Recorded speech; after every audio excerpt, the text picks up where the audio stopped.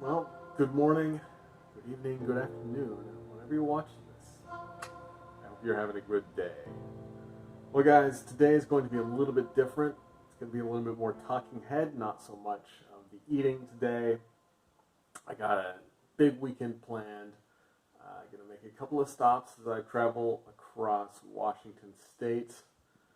And I thought I'd bring you guys along with me, talk a little bit about my thoughts on July 4th, talk about philosophy of competitive eating in general. So if you guys are interested in that kind of thing, strap in. And yeah, you can probably see the clock down there. It is in fact a little bit after 1 a.m. to get started. All right, guys, wish me luck.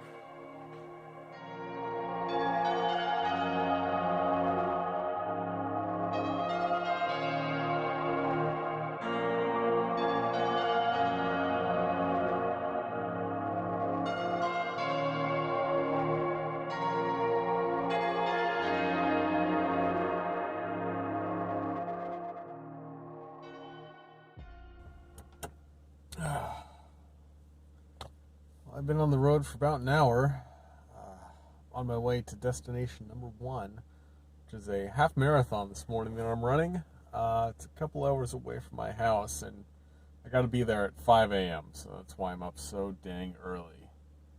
I mean, it's times like this I'm reminded that a lot of this stuff that I do is kind of a solo venture, it's like, but a lot of this is just me, myself, and I, basically. Like, this is it's a one-man show. I am the editor, the executive producer, the star, I do just everything, the cameraman, every single thing. I mean, if I think about it, think about all the stuff that I've been interested in, the competitive things that I've done in the past. There's the half marathons, there's obstacle course racing. It's almost all of it is a solo adventure. For example, in the half marathons, it's really just you versus the road, regardless of what anybody else is doing. You just kind of do your own thing. You don't have to really rely on other people. Regardless of what your competitors are doing, you're basically going to be doing the same thing. And you're eating competitively at a contest. It's like the only thing that you can control is yourself. So in that way, it's something where you're not reacting to what other people are doing. I don't know. I feel like that's the way that I've lived a lot of my life. Is just kind of a solo adventure. I don't know. Maybe I've got trust issues, trying that I don't want to rely on other people. In the way that you might if you do team sports or some other more tactical sport. I've just gotten used to doing things that I only have to rely on myself for doing. So I don't know, I feel like that's one of the reasons that I've really gotten into competitive eating. And it can be as kind of a lonely thing to do every now and then. Like it's super dark. It's just before 3 a.m. right now. I'm just driving to this half marathon by myself. Going to keep on going afterwards to do a couple other things in Washington State. So I'm going to check the directions, make sure I get there on time, and I'll probably talk to you guys in a bit.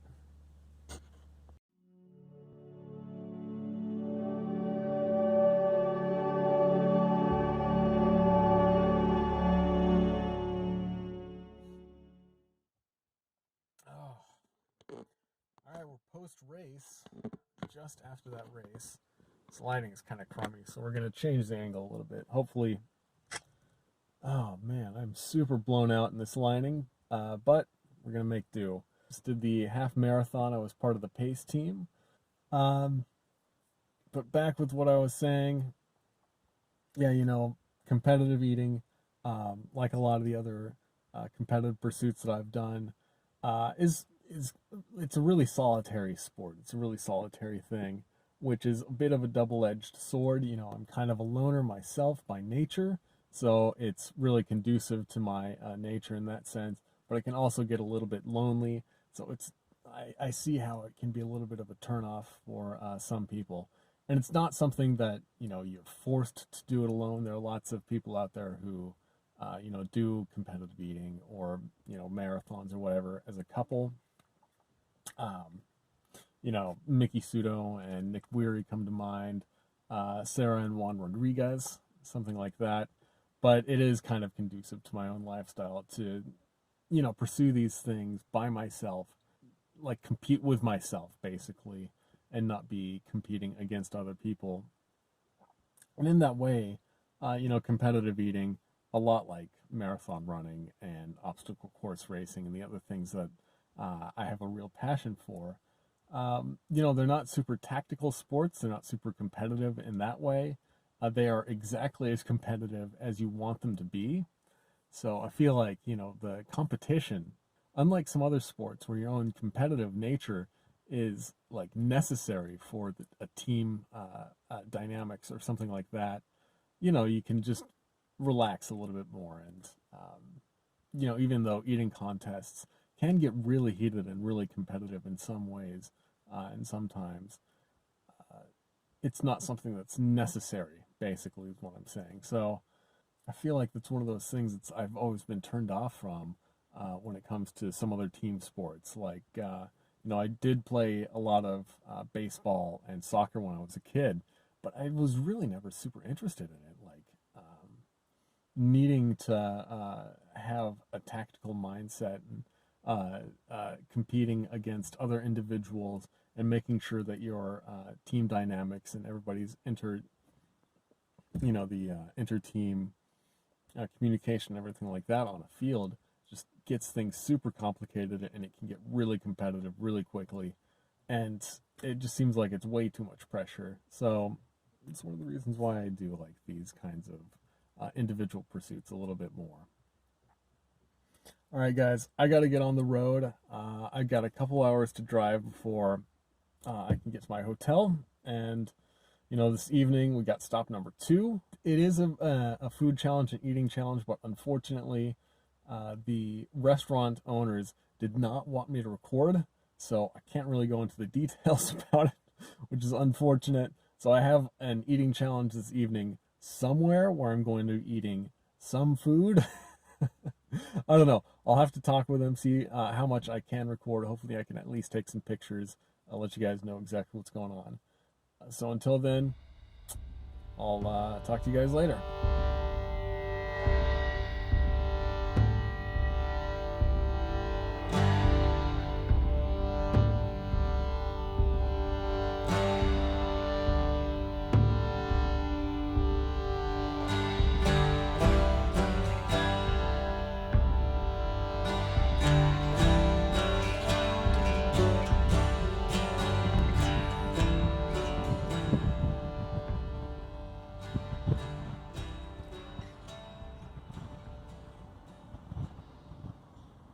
There. I think you can see my face pretty well from here. Well, where were we? Let's see, I was talking about kind of the loner lifestyle that I've been living for the last several years, for most of my life, actually. And I think a lot of it stems from my experience in high school.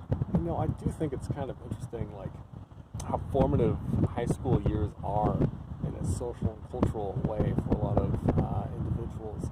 And I think it's very interesting, like the changes that happen around like the end of high school age, getting college age for a lot of people in particular, that a lot of people in high school are really driven to fit in, to be part of the group, to, do what everybody else is doing, basically. And I never really bought into that contract, that kind of social contract, trying to fit in. I think instead of being really individualistic, unfortunately, I ended up coming off as being like really lazy and unambitious. But it's just what happened to me. But for most people, they really try hard to fit in, to be like everybody else. And this strange switch seems to happen around the time that you're 20 or 24 years old. It's just sometime around that time frame. The groupthink is not really all what it's cut out to be. And then your mind flips and you try to become as individualistic and as unique as possible. And for me personally, part of that was that I really got into the endurance athletics, and I kept on getting into like more and more like strange and unique and niche sports, as it were. Like at first, I got into the long distance running, and when I ran my first half marathon, I saw that there were like thousands and thousands of people who were doing the same thing, and I wasn't actually all that unique. All of a sudden, I got super interested in triathlon, because I thought that's really hardcore. That'll definitely make me super unique. And it was definitely a little bit more niche. Like there were fewer people doing that kind of thing. And then I got into even more niche, more crazy. Got into the obstacle course racing, and where of course ended up with the competitive eating, now super niche. Where Well, that was unfortunate.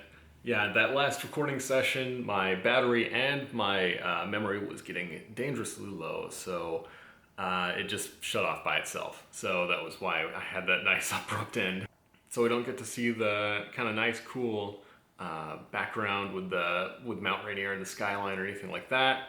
But this is probably a little bit better for the acoustics, a little bit less ambient noise, and I've been able to clean myself up. After that half marathon this morning, I have not been able to get a shower. So I've just been like banging around my car, just smelling the place up, doing the best I can. So I do feel super good and super refreshed. But anyway, back to the topic at hand, where I was talking about how people, tend to have this shift around their college years where they try to go from like trying to fit in and be a part of the crowd to trying to be as unique as possible. And I do think that all of this kind of accumulated to the person that I am now today, where a lot of people would say that because I try to be very individualistic and because I don't really rely on other people, and honestly I probably have some trust issues. I spoke at length about that in that first recording, but I don't know how much of that is actually going to end up in the final edit because it was kind of rambling and I was super tired at 1 or 2 a.m. or whenever I actually did record that. I can't even remember now. But anyway, it has developed to who I am today, and a lot of people say that I have kind of a fuck off attitude where like I just don't want to accept anybody's help for anything, and I just kind of want to do everything myself. So this solo YouTube channel that I do it's really conducive to my my personality and the way that I actually operate. But I do realize that that is a shortcoming. It's something that I've been working on for many years now, trying to open myself up a little bit more. All right, guys, thank you so much for sticking with me for this. I know this is a little bit different. Like I mentioned, the restaurant does not want me to talk about... the restaurant does not want me to record the challenge. And they said it was because they didn't want the brand getting out there. They didn't want me recording other patrons. So I assume they don't want me to talk about it at all. So I'm doing a challenge, like I said, in a town at a restaurant. And there may or may not be a reward. And the challenge is to eat a food. So that's about all I think I can tell you guys about it. So wish me luck and peace out. I'll probably see you tomorrow when I wake up, and we'll start with day 2 with this ridiculous little journey through Washington State that I'm taking today. All right, catch you guys later.